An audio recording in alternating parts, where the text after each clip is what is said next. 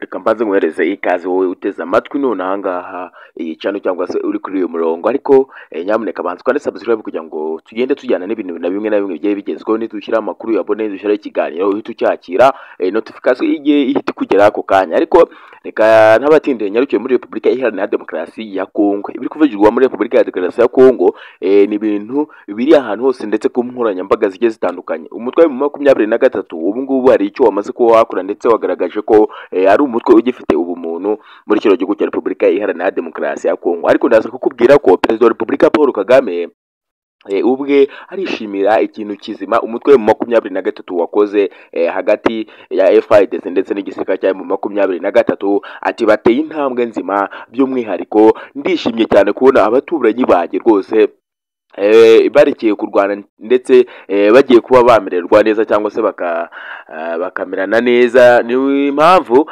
y'ubu ngubu rero M23 yavuye muri Warikare ndetse n'abasirikare babo bose. Nagira ngo murabizi ku munsi w'ejo hagaragaye abasirikare b'abarundi bapfira muri uyu mujyi wa Warikare kandi bishwe n'inyeshyamba za M23. M23 ngo ni mu buryo bwo kugira ngo igarure umutekano ndetse irengere n'abasivile bakomeje gupfira muri ino ntambara yo muri Repubulika Iharanira Demokarasi ya Kongo. U Rwanda rero rukaba rwishimiye iyi ntambwe bano baturanyi bateye bakagera kuri iyo ngingo yo kuba noneho bagiye kuba banoza ibyabo. Ariko ku rundi ruhande ndagira mvuga yuko rwose M23 Antoine Felix Tshisekedi we yamaze kuba avuga ko uyu nguyu rwose ari umutwe w'abanyarwanda, ko ngo ari abasirikare b'abanyarwanda. Ni kenshi Antoine Felix Tshisekedi yagaragaye ashinja u Rwanda cyangwa se akajya akomeza agaragaza ibimenyetso byerekana ko uyu mutwe ari uw'abanyarwanda, ariko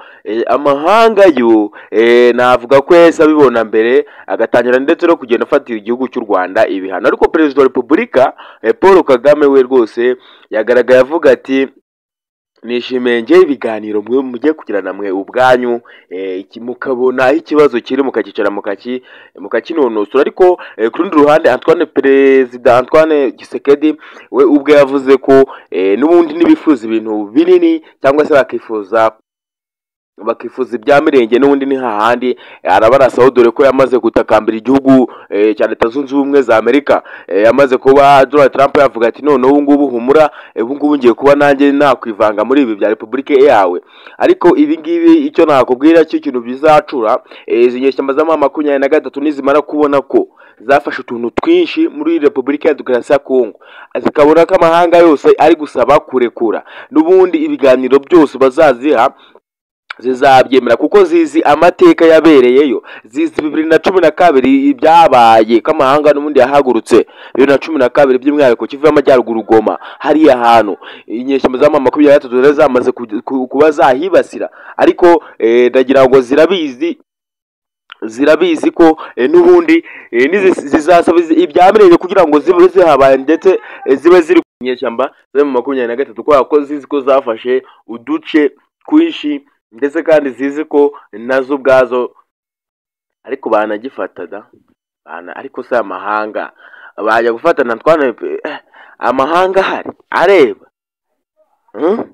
bakarinda bakimukura Antoine Felix Tshisekedi akava mu gihugu agahunga cyose kigasigaramo M23.